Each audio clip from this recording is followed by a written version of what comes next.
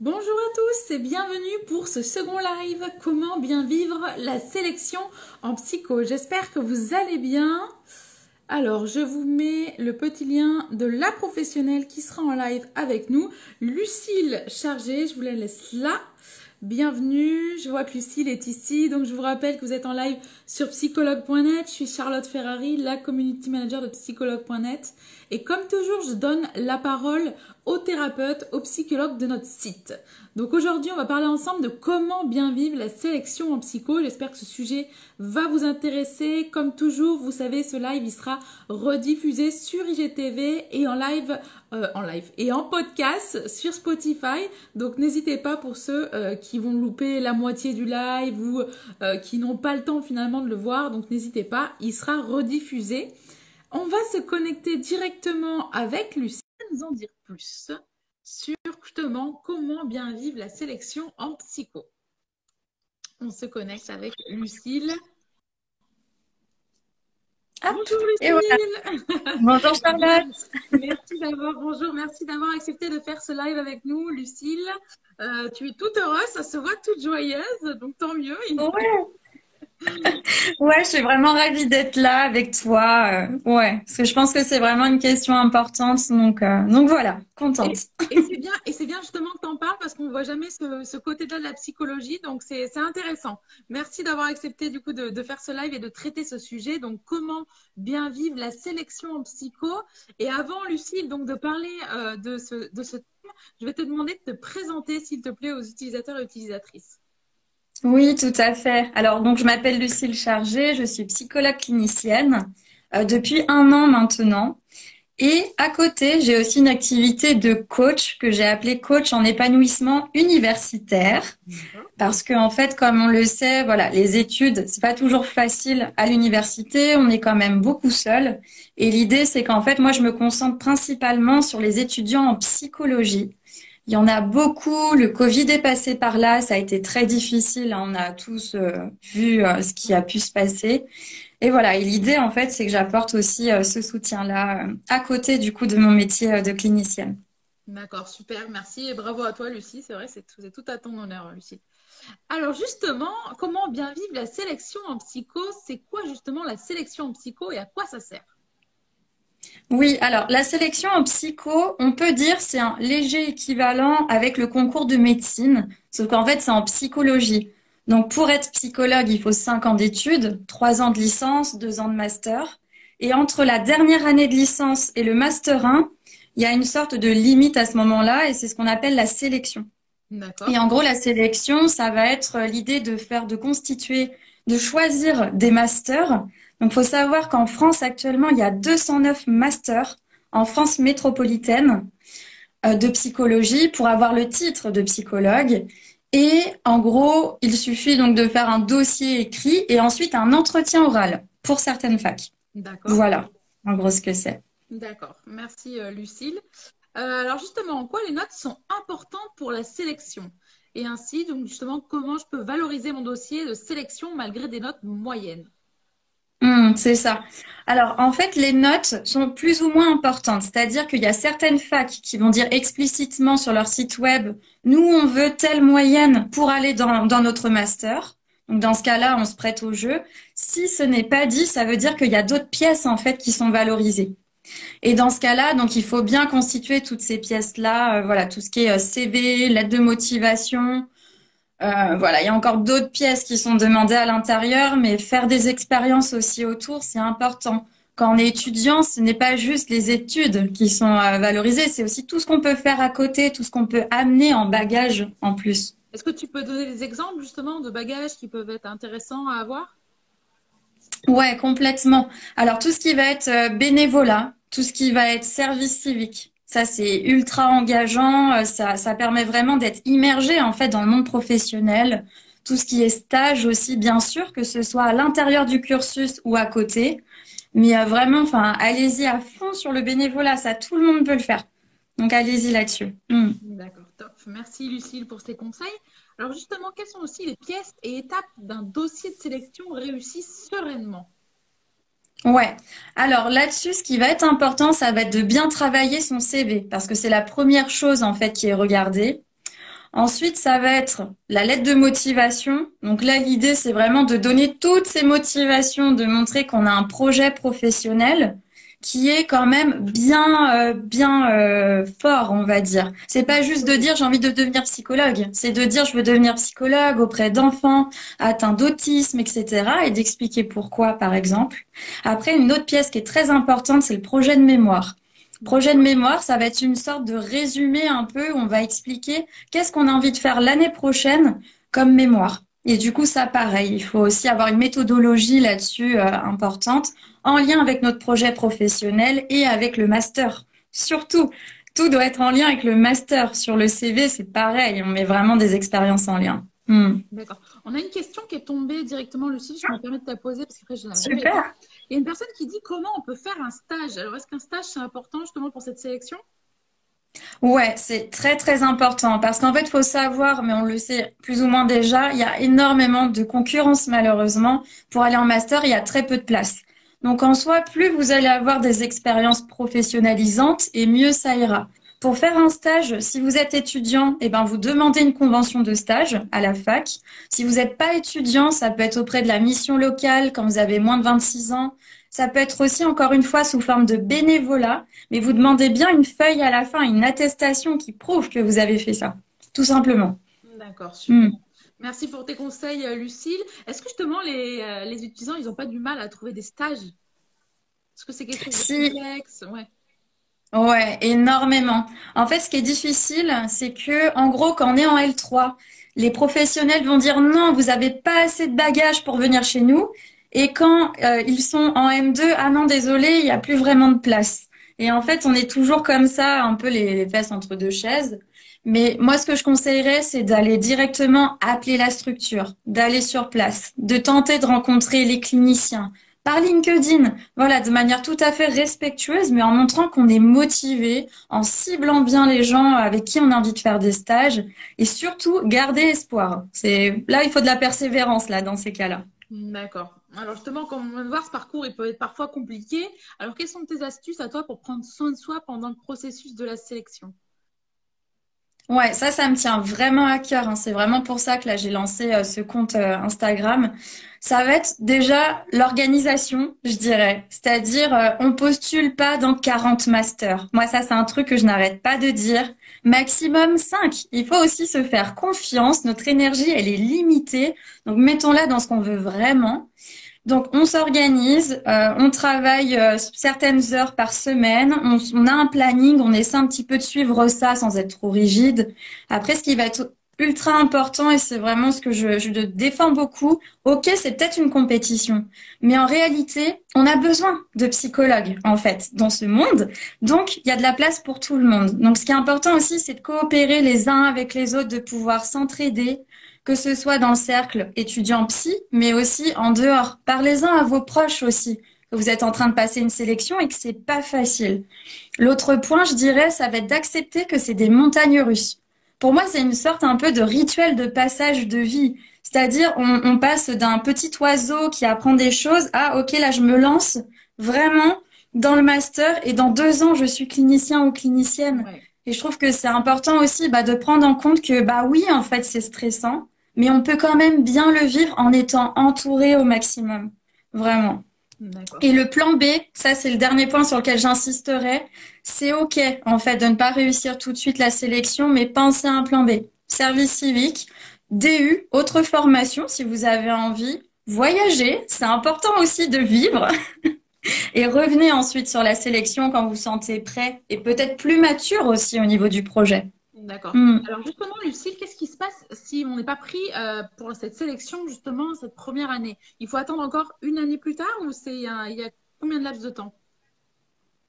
Alors actuellement, le système tel qu'il est, en fait, on peut postuler aux sélections tous les ans et la période de sélection se fait entre mars et juillet. En gros, juin-juillet, c'est les oraux.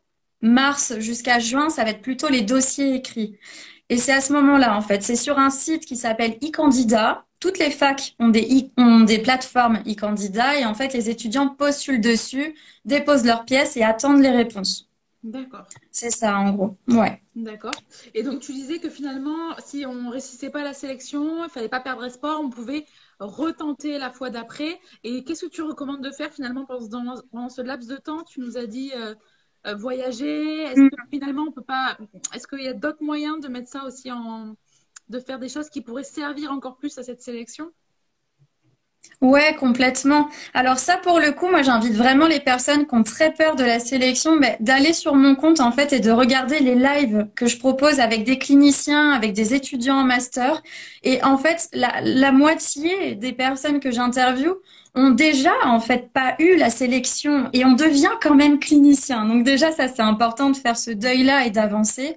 Et moi, en fait, ce que je conseillerais là-dessus, c'est vraiment d'essayer de creuser un peu son projet pro. Ok, je m'intéresse aux enfants. Et ben, si j'allais par exemple passer le BAFA et j'allais en colonie, j'essayais de voir un peu comment ça se passe avec cette population, comment je me sens à l'aise ou pas. Pourquoi je ferais pas AVS dans les milieux scolaires auprès d'un enfant en situation de handicap?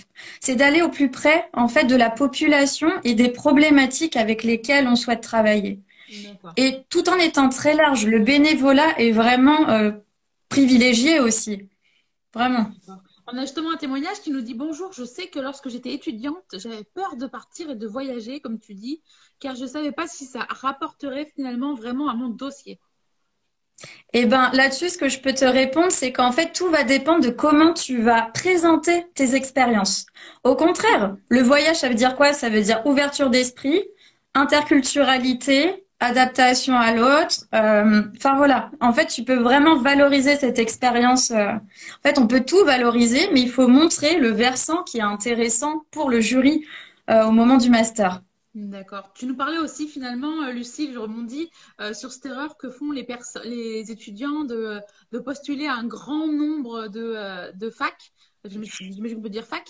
Est-ce que c'est très courant ça? Et qu'est-ce que tu recommandes dans ce cas-là? Donc maximum cinq écoles différentes? Ouais, c'est ça. En fait, là, ça fait plus d'un an maintenant que je fais ce coaching universitaire. Ce que j'ai remarqué, c'est qu'en gros, plus on est angoissé, plus on se dit, je vais postuler partout, comme ça, j'ai plus de chances d'être pris. Mais c'est faux, Eh oui, parce que notre d'énergie étant limitée, si on met 80 masters là au lieu de 5, clairement, la qualité est pas la même eh oui, la avec qualité laquelle on va baisse. travailler sur ces masters.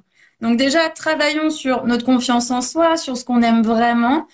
Et vraiment, choisissez 5 masters, maximum entre 5 et 10, mais pas plus, et faites-vous confiance. Écrivez avec le cœur, ça marche bien dans les lettres de motivation.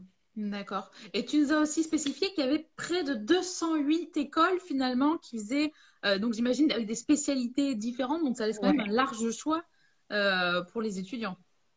Ouais, c'est absolument fou. En fait, je me suis amusée à créer un tableau où j'ai recensé les 209 masters à l'intérieur. Ça m'a pris des mois pour faire ça. Et en fait, c'est assez intéressant parce que parfois, il y a les mêmes noms de masters, mais c'est pas du tout le même programme. C'est pas du tout Ah, la même chose. d'accord. Donc, attention à ça et lisez bien à l'intérieur ce qu'il y a écrit. L'exemple concret, c'est par exemple les masters en développement. Développement, ça peut être juste l'enfant. Mais en fait, développement, ça peut être aussi la personne vieillissante. Donc, D'accord. faut faire attention aussi où on postule, effectivement. D'accord. Alors justement, Lucille, est-ce qu'il y a des ressources où les étudiants ils peuvent retrouver finalement, toutes les écoles possibles où ils pourraient postuler? Ben, écoute, moi, à ma connaissance, non, parce qu'en fait, c'est un travail qui est assez conséquent à faire. Alors, ce que je peux recommander, c'est d'aller peut-être sur le groupe Facebook L3 M1 Psycho France entière. Ça peut être pas mal. Sinon, en réalité, suivre mon compte aussi, parce qu'en fait, je suis vraiment beaucoup sur la sélection. Et sinon, effectivement, moi, j'ai un tableau, en fait. J'ai ce tableau-là que je mets à jour tous les 6 mois, voilà, s'il y a besoin. Et sinon, eh bien, faut vraiment tenter de chercher au maximum d'infos par soi-même. Mais c'est vrai que c'est plus simple avec le tableau, finalement, vu que tout est recensé à l'intérieur. Hmm. Alors, je regarde justement les autres témoignages qu'il y a, Lucille. Il y a une personne qui nous dit ne pas oublier que malgré tout ne pas oublier que malgré tout, votre université elle va avoir tendance à vous prendre plus facilement que des étudiants extérieurs, car ils savent quel parcours vous avez suivi. Est-ce que c'est vrai, ça, Lucie? Eh bien, moi, je dirais oui et non. Je dirais oui parce qu'en fait, ce qui est intéressant quand on postule dans sa propre fac, c'est que les profs connaissent forcément exactement le programme qu'il y a eu en licence avec quel prof. Donc ça parle directement. Et non, parce que finalement, on peut aussi énormément bouger. Il faut oser bouger, aller vers le master qui nous correspond vraiment. Finalement, si notre cursus, notre motivation correspond à un master à l'autre bout de la France, mais allons-y, on a tout autant de chance. Par contre, c'est vrai, il y a aussi des quotas. Mais les facs peuvent le dire, ça. Combien de personnes extérieures peuvent venir? Donc moi, je conseille de pas vraiment tenir compte de ça et d'aller vers ce vers quoi on est bien aligné, où on se sent bien d'aller parce que ça se ressent dans la candidature. D'accord. Alors, Lucie, justement, c'est intéressant parce que dans les questions, on a la même question que je t'ai posée. Finalement, Daïsa qui nous dit où se renseigner sur les différents masters qui existent. Donc, j'imagine qu'effectivement, c'est dommage, c'est dommage. Ouais, parce qu'elle dit, je ne sais pas vers quel master aller. Alors, est-ce que ça, on peut Ouais. finalement, il y a d'autres ressources pour trouver le master qui nous correspond? Comment on peut faire? Ouais, bah en fait justement, enfin c'est bête à dire, mais c'est le système rend ça aussi assez opaque pour que finalement chacun doive chercher les informations. C'est vraiment pour ça que j'ai créé le tableau, c'est pour faire gagner du temps. Le tableau m'a pris 40 heures à le recenser, où en fait je suis allée sur chaque fac et il peut y avoir de 2 masters de psycho à 10 masters de psycho en fonction des facs. Donc moi, ce que je peux vous conseiller, ça peut être vraiment d'aller sur chaque fac, regarder ce qu'il y a. Mais actuellement, il n'y a pas en fait de choses gratuites disponibles et à jour parce que c'est un travail colossal, tout Ouais. simplement. Donc sinon, vous tapez tout simplement sur Google master enfant et vous regardez avec la région. Si vous n'avez pas envie de bouger de certaines régions ou aller dans d'autres, peut-être essayer comme ça, ouais. Mm. D'accord. Merci Lucille déjà pour toutes ces informations. Je regarde s'il y a d'autres questions qui sont tombées, mais je pense que j'ai toutes dit. Qui nous dit comment se passe le programme? Le programme. Alors du coup, je pense que la personne parle du programme que je suis en train de faire actuellement qui s'appelle Sélection authentique. D'accord. Et en fait, c'est un programme où actuellement il y a 28 personnes à l'intérieur. Donc, faut savoir qu'il y a les 3 quarts, ce sont des personnes qui n'ont pas eu la sélection les années précédentes ou l'année précédente.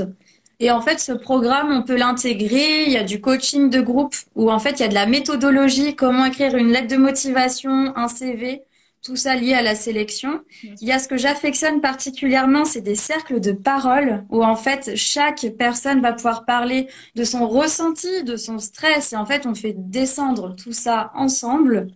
Il va y avoir aussi tout ce qui est coaching de groupe. Donc, en fait, on relie ensemble 2 dossiers de candidature et on fait un entretien oral. Moi, j'adore ce moment-là où, en fait, effectivement, on va, voilà. Je vais jouer le jury plus ou moins méchant et ça Et permet eux, ils doivent pas effectivement. aimer du coup. Eux, ils doivent pas C'est ça. Comme ça les prépare bien. D'accord. Je regarde s'il y a d'autres. Ah oui, Cher qui nous dit, dans les universités, il y en a qui organisent parfois des réunions d'information pour présenter les différents masters et leur contenu. En effet. Exactement, et ça va être ce qu'on appelle les journées portes ouvertes. Alors, parfois elles sont en ligne grâce au Covid, parfois elles le sont pas, il faut aller sur place. Sinon, vraiment, n'hésitez pas à aller sur encore une fois, le groupe Facebook et aller voir un peu les étudiants, poser leur des questions. Après, moi là, actuellement, j'ai fait 25 lives avec 25 masters différents. Vous pouvez aussi regarder les lives, ça va vous donner plein d'éléments sur les masters. En effet. Merci Lucille pour toutes ces informations sur la sélection en psycho. J'espère que ça a aiguillé certaines personnes et pour celles qui ne sont pas en live avec nous, qu'elles pourront le revoir vu que le live sera rediffusé. Je ne sais pas si tu avais un message à faire passer sur la sélection psycho, si tu veux parler finalement un peu plus de ton Instagram à toi où on peut retrouver les différentes informations. N'hésite pas. Hmm. Si, en fait, le message que j'ai envie de passer, ça va être un peu un message d'espoir. Ça va être de dire, en fait, c'est pas parce que vous êtes refusé au moment de la sélection que c'est vous qui l'êtes. C'est un dossier écrit. Ça n'est pas qui vous êtes, ce dossier. Faites-vous confiance. Si vous sentez que vous êtes fait pour ce métier de psychologue, mais allez-y, retentez juste différemment. Essayez de penser les choses, qu'est-ce qui a marché, pas marché. Et un autre point, on n'est pas obligé, quand on a obtenu la licence de psycho, d'aller directement en master si on se sent pas prêt. Prenez le temps, en fait, c'est très valorisé d'avoir des expériences à côté, d'être plus mature. Je parle pas d'âge, je parle juste de maturité de projet professionnel. Donc, laissez-vous le temps aussi d'expérimenter d'autres choses avant de revenir sur ce master. Mais tout est possible. C'est ça, c'est mon grand truc. Tout est possible, vraiment. Mm. Merci Lucille pour ce message d'espoir. Merci beaucoup d'avoir accepté de faire ce live et de nous parler donc de cette sélection en psycho. Je te laisse rappeler ton Instagram pour ceux qui... Oui, tout à fait. Alors, l'Instagram, ça s'appelle pitch.master avec un s.psycho. Voilà. Merci Lucille, je te souhaite une très belle journée et merci d'être venue parler de cette fameuse sélection en psycho. Merci beaucoup, Charlotte. Au revoir, bonne journée. Merci Lucille, belle journée à toi. Merci à Lucille Chargé d'être venue parler de cette fameuse sélection en psycho. Donc, comment bien vivre la sélection en psycho. Si jamais vous avez raté ce live, vous pouvez le revoir. Il sera rediffusé sur IGTV et dans quelques semaines sur Spotify en podcast. Donc, n'hésitez pas. Si vous avez d'autres questions, donc n'hésitez pas, vous pouvez aller directement les poser à Lucille Chargé. Et pour ceux qui souhaitent consulter Lucille, qui est psychologue, donc je vous le rappelle, vous avez le petit lien juste en dessous qui est ici. Et je vous le passe également en message privé pour ceux qui souhaitent que je leur envoie directement. Merci à tous de nous avoir suivis. On se retrouve jeudi pour de nouveaux lives. Et je vous rappelle également qu'il y a toujours un concours qui est en ligne pour gagner ces fameux cahiers hypersensibles donc, qui sont à gagner. Donc, 5 exemplaires à gagner d'ici, je crois, mercredi prochain, si je ne me trompe pas. Merci à tous de nous avoir suivis. Très belle journée à tous. Au revoir.